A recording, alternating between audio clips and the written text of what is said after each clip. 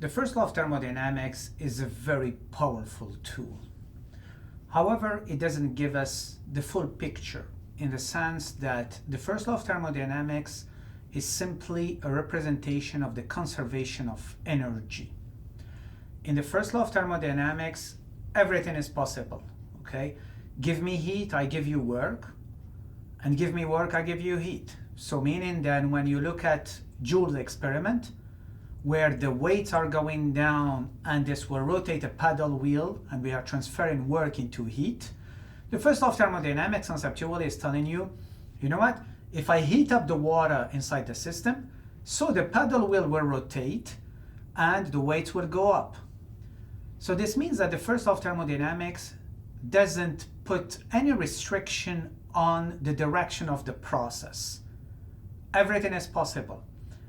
Interestingly enough, this is not what we see around us. Some processes are possible, some processes are not. So this is why we needed to introduce the second law of thermodynamics. The second law of thermodynamics will identify the processes that are possible from the processes that are impossible. The way we introduced the second law of thermodynamics was by considering first cycles. And this led to two different statements of the second law of thermodynamics. The first one was Kelvin-Planck statement.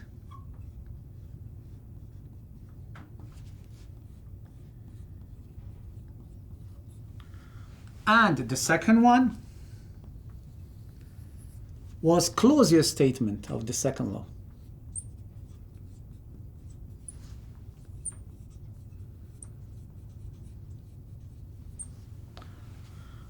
So Kelvin-Planck was dealing with heat engines.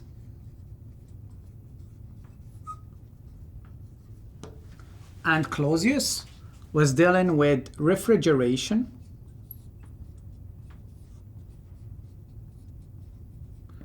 cycles, and heat pumps.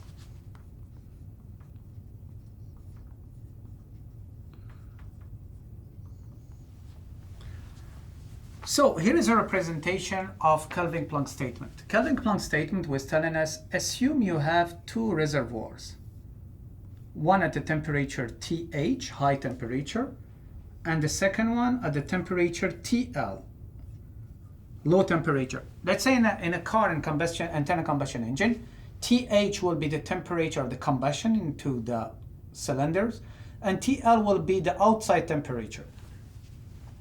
Kelvin-Planck statement is telling us that now, between the two reservoirs, if I would like to put an engine, okay, that is getting heat QH from TH and generate a certain work net. This is impossible this way. What does it mean? I cannot create an engine, a cycle, that is providing me with work out, and it's only in contact with QH, a single reservoir. We have no choice. We have to reject heat to the surroundings. QL has to exist. Do we like it? No, because we are losing heat, right? Meaning that it's not all QH is converted into work net. Some of it is lost. Basically, this is a tax that we are paying to the universe. But Kelvin-Planck statement is telling us, you like it or not, if you want this work net to happen, you will have to pay a price, and this is QL.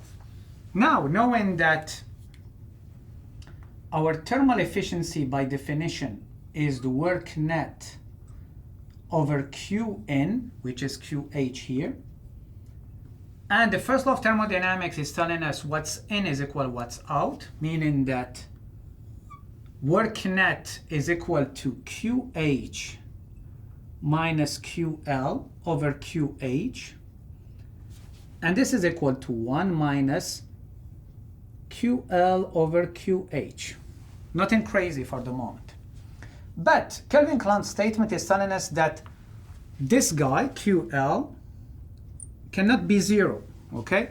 Meaning this QL, which is capital QL over M, this guy cannot be 0. Well, now this is dramatic, because this is telling us that this guy cannot be 1 or 100%. Kelvin-Planck statement is setting a limit on our ability to design efficient heat engines. Kelvin-Planck statement is telling us there is no way for us to design a heat engine which is 100% efficient.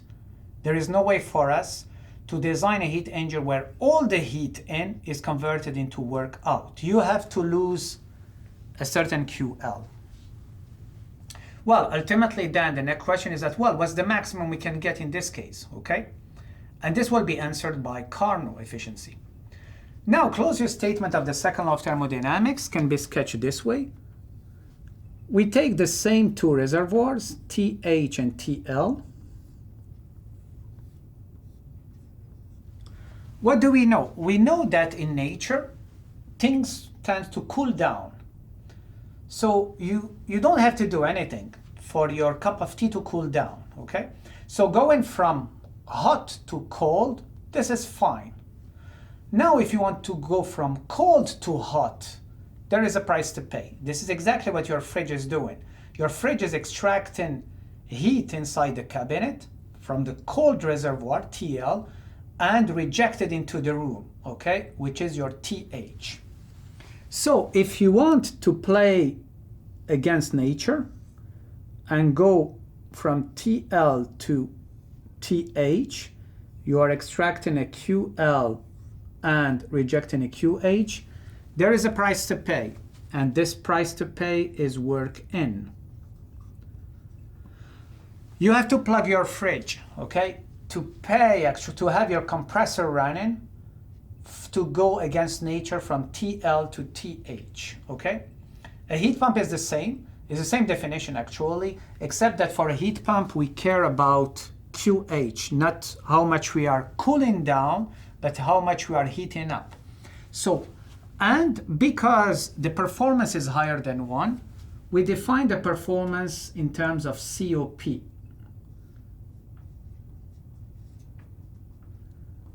And the COP for refrigerator, it's what we want to maximize is QL, and what we are paying for this to be done is the work in.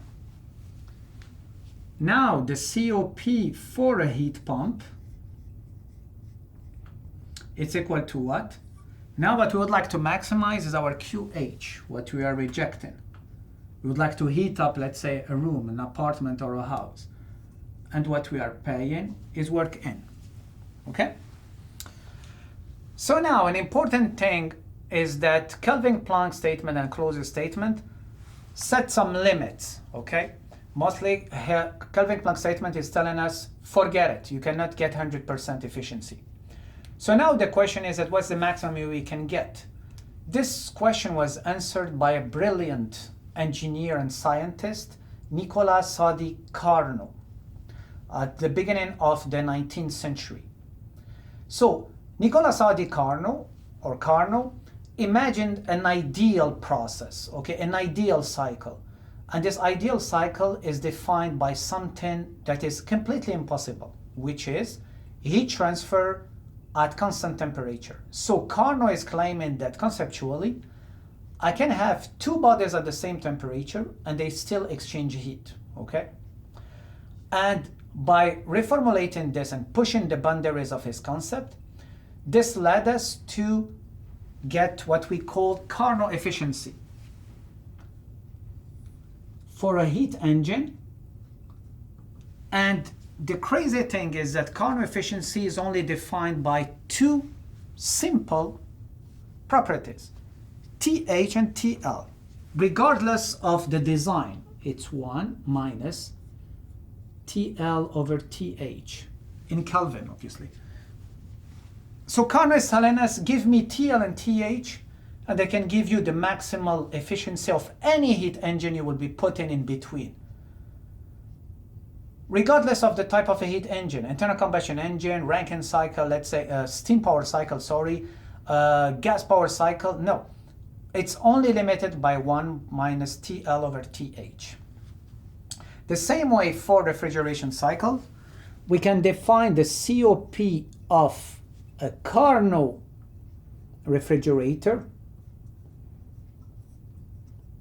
And it's equal to what?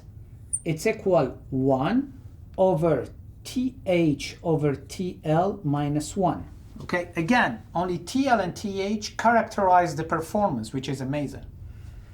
And for a COP of a heat pump, a Carnot heat pump, what do we have? We have 1 over 1 minus TL over TH. So you see that this ratio TL over TH or TH over TL is extremely important. As soon as you know TL and TH, you can predict right away what's the maximal performance you can get from your system.